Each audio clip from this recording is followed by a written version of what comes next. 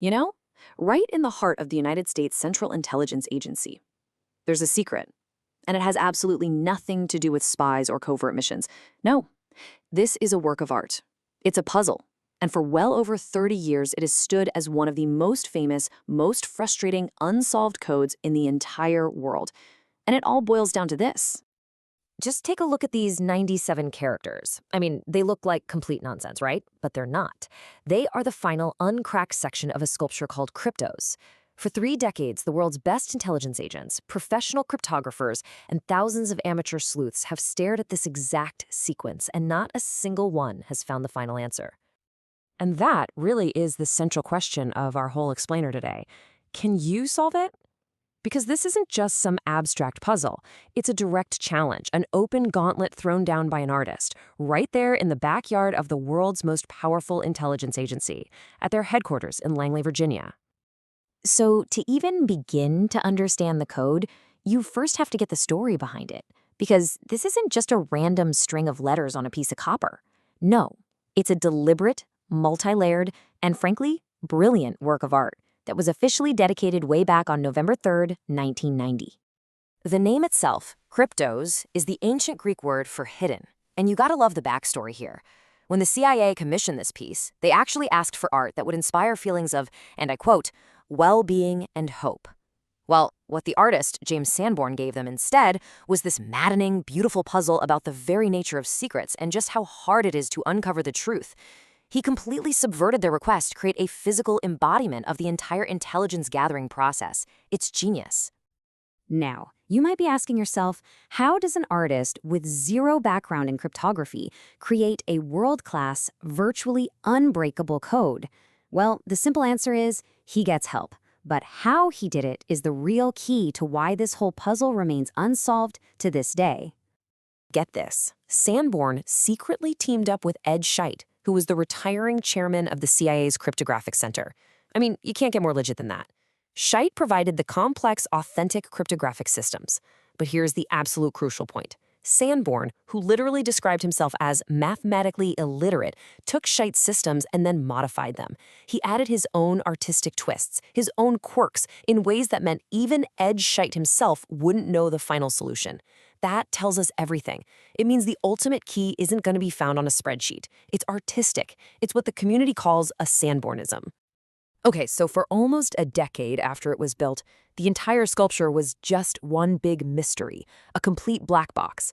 But then, in the late 90s, some truly brilliant minds at the NSA, inside the CIA, and just regular folks online finally broke through the first 3 layers. So let's take a look at how they actually managed to pull that off.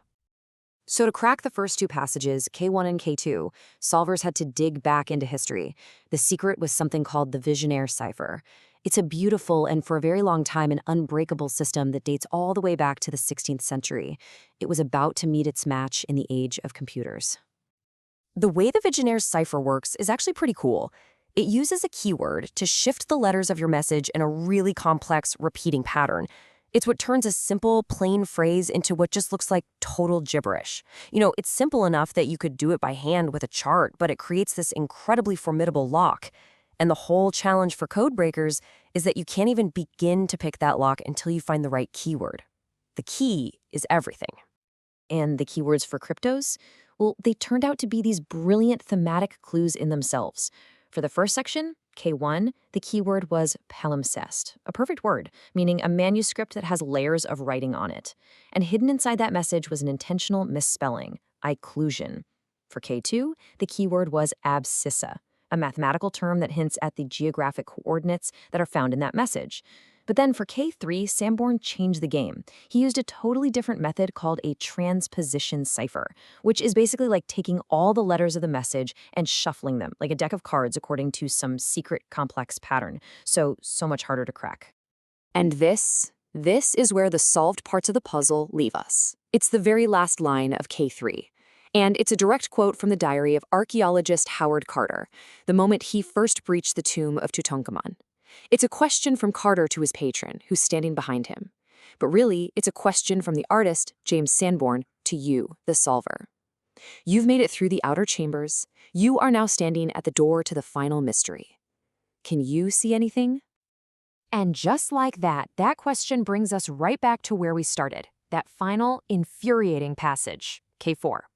The door to the last chamber, which for over 3 decades has completely refused to open. Now, part of what makes K4 so incredibly difficult is its length.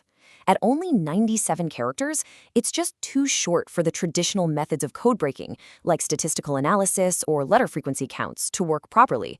That's how K1 and K2 were broken. Without those tools, solvers are basically flying blind. They're forced to rely on pure intuition, and more importantly, on the little breadcrumbs and clues the artist himself has left behind. For 20 long years, Sanborn gave us nothing, complete radio silence. But in 2010, I guess he was getting a little impatient, because he revealed the first official clue. The characters from position 64 to 69 on the sculpture decrypt to the word Berlin. A huge breakthrough. Then, just 4 years later, he decided to drop another little piece of the puzzle. The very next 5 characters, he revealed, decrypt to the word clock. So now we have a phrase, Berlin clock, which seems to be pointing to a very specific, real-world object. The plot thickens. And then again in 2020, he gave us a third major clue. He announced that characters 26 to 34 decrypt to northeast. And suddenly, we don't just have an object, we have a direction. You see the pattern? These aren't like the poetic phrases in K1. These feel like concrete, direct instructions. But, those big announced clues, they aren't the only ones. Sanborn has actually confirmed that other little oddities on the sculpture are critical. Remember those misspellings, IQ illusion, underground, desperately? All of them are deliberate. There's also a sequence of letters YRA in K3 that are physically raised, they're superscripted, off the surface of the copper. And on the visionary table itself, there's a typo. An extra L was added, which not only conveniently equalizes the character counts on both halves of the sculpture, but it also spells the word hill vertically. Every single one of these is a potential key to unlocking K4's method. So all of this brings us to the present day, and to what seems to be the final chapter in this incredible, long-running story. And it's a chapter that's now being written and controlled by the artist himself. I mean, just look at this timeline for a second. The pace is unbelievably slow.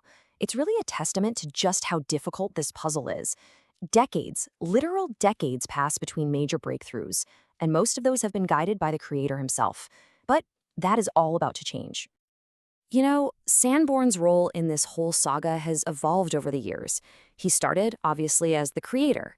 He then became a kind of dungeon master for the world, dropping clues, correcting people's mistakes, and guiding the public narrative. But now he's citing his age and, frankly, the incredible burden of managing this puzzle in the internet era, and so he's taking on his final role, auctioneer. And this, right here, is where the story takes its most bizarre and unexpected turn. In November 2025, the answer itself is going up for sale. The complete, final solution to K4 will be auctioned off, with a starting estimate of $500,000. What's wild is that Sanborn says he hopes the winner won't actually reveal the secret, but will instead buy the right to become its next guardian. And that leaves us with a final, and I think a really fascinating question. For 35 years, Kryptos has been this public challenge, right? It's been a purely intellectual quest for anyone with the wit and the passion to try and solve it. But very soon, its greatest secret might become a private commodity. So will the mystery that has captivated the world finally be solved for all of us, or will it simply be sold to the highest bidder, becoming, once again, hidden?